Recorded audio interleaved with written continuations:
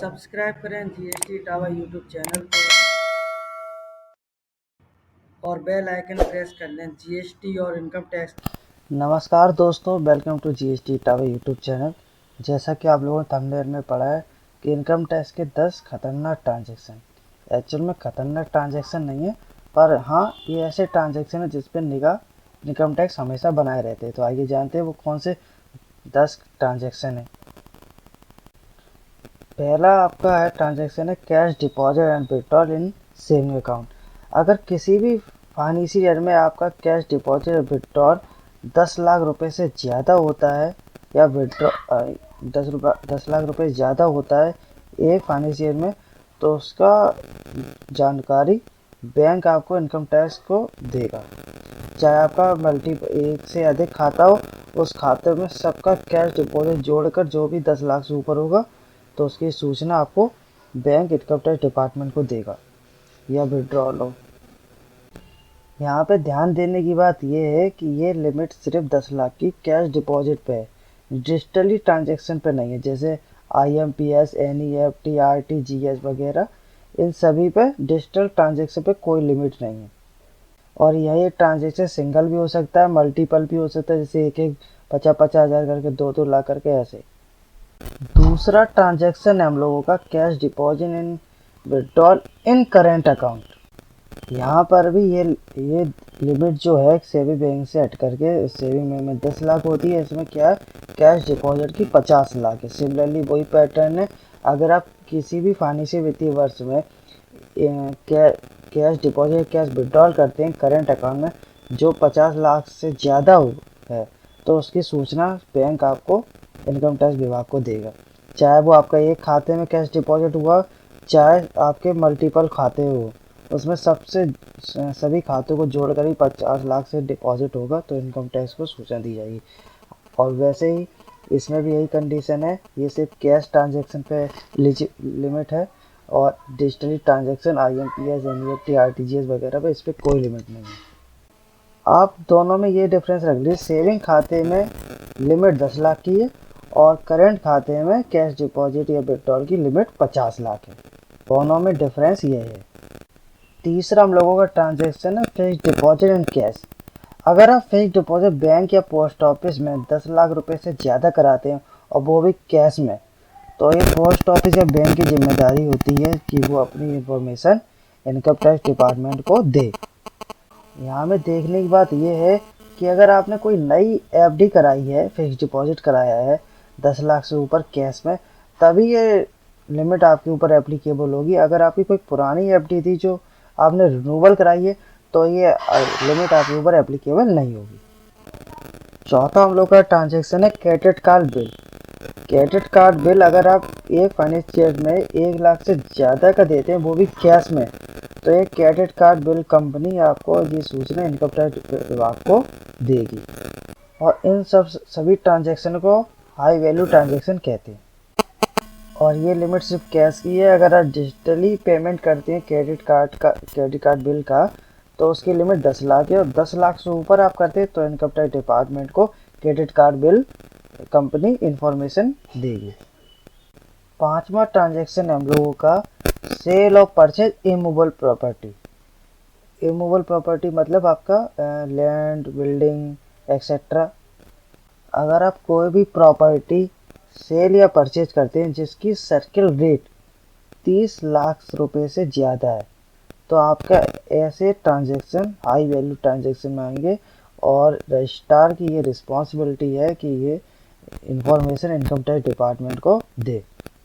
यहाँ में ध्यान रखने की बात यह है कि सर्किल रेट 30 लाख की वैल्यू का होना चाहिए। इंडिया में बहुत सी ऐसी जगह हैं जहाँ पे सर्किल रेट तो अलग होता है और मार्केट की वैल्यू कुछ और होती है।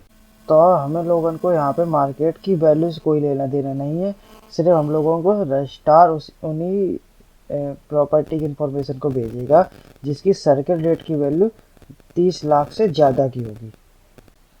छठा ट्रांजैक्शन है हम लोगों का investment in share and mutual fund.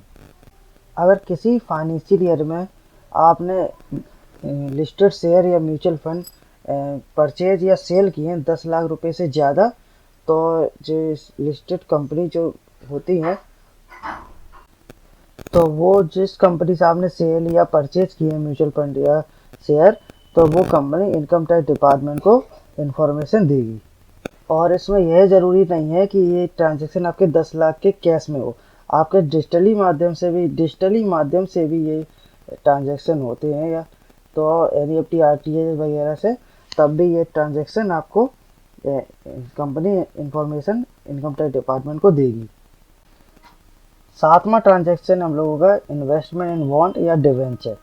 अगर आपने किसी भी कंपनी के डिवेंचर या बॉन्ड 10 लाख रुपए से ज़्यादा परचेज किए हैं एक फाइनेंशियल ईयर में, तो ये हाई वैल्यू ट्रांजैक्शन में आएगा और इसकी information company income tax department को देगी।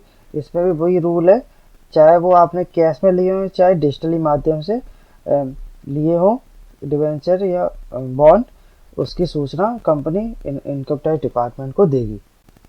8वां ट्रांजैक्शन हम लोग डिमांड ड्राफ्ट एंड पे ऑर्डर।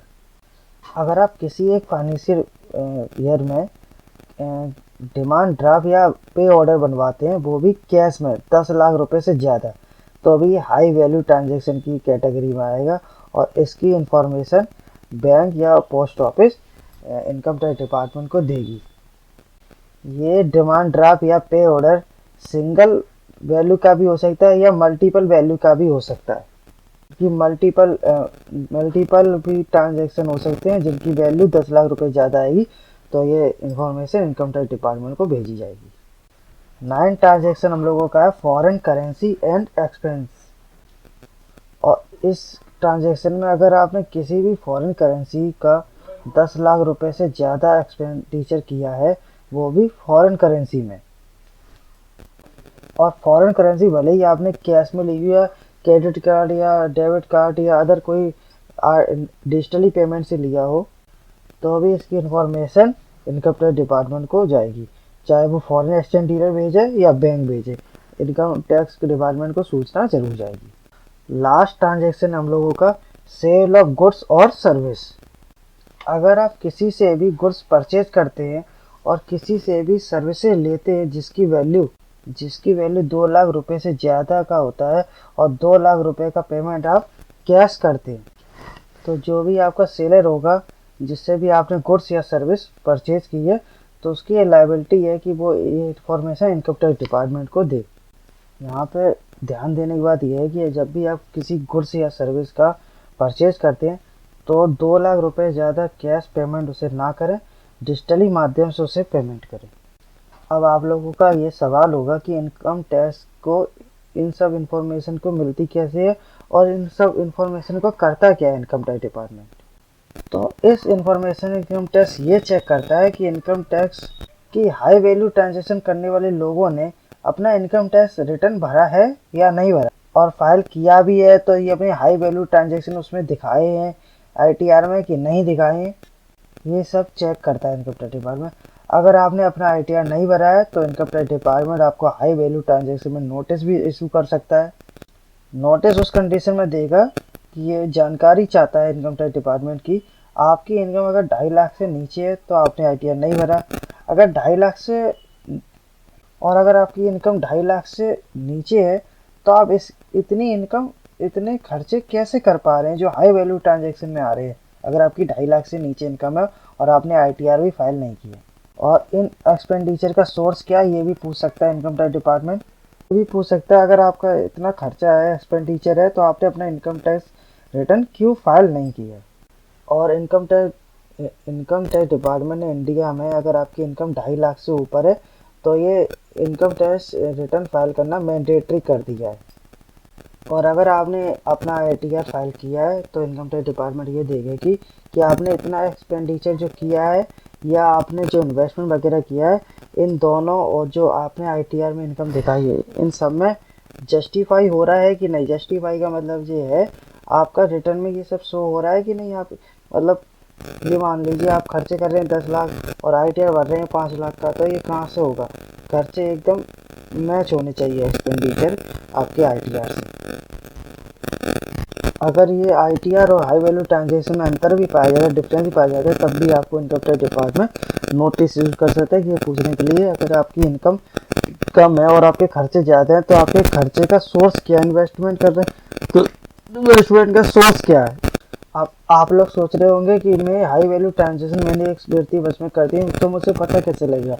अब इनकम टैक्स डिपार्टमेंट में नया फॉर्म आ गया AIS और TIS, उसके माध्यम से आप अपनी ट्रांजैक्शन हाई वैल्यू ट्रांजैक्शन देख सकते हैं, जिससे कि आप लोगों को पता लग सके कि मैंने किस किस चीज़ में इन्वेस्ट किया है, क्या क्या खर्चे किए हैं, क्या क्या अदर सोर्सेज इनकम है मेरी, वो सब। जैसे कि आप बाई मिस्टेक भूल जाते हैं ITR में दिखाने के लिए, तो उसके माध्यम से अब आप लोगों को ITR भरने में आसानी होगी। तो आई होप आप लोगों को वीडियो में सब पता लग गया हो कि 10 इनकम टैक्स के ट्रांजेक्शन कौन से। और ये खतरनाक ट्रांजेक्शन नहीं है, बस आप लोगों को ध्यान देना है।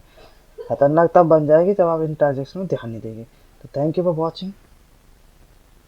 वीडियो में जाने से पहले कृपया चैनल सब्सक्राइब करें और बेल आइकन प्रेस करें।